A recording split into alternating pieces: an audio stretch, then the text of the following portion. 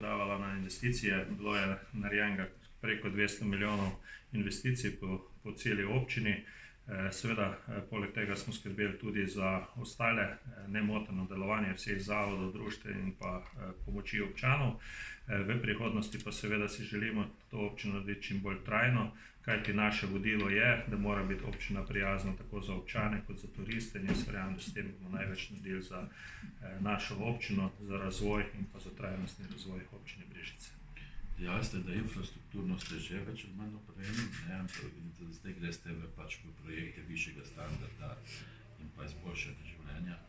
Ja, res je. Prva leta smo predvsem delali to osnovno infrastrukturo, kot so vodovode, kanalizacije, ceste.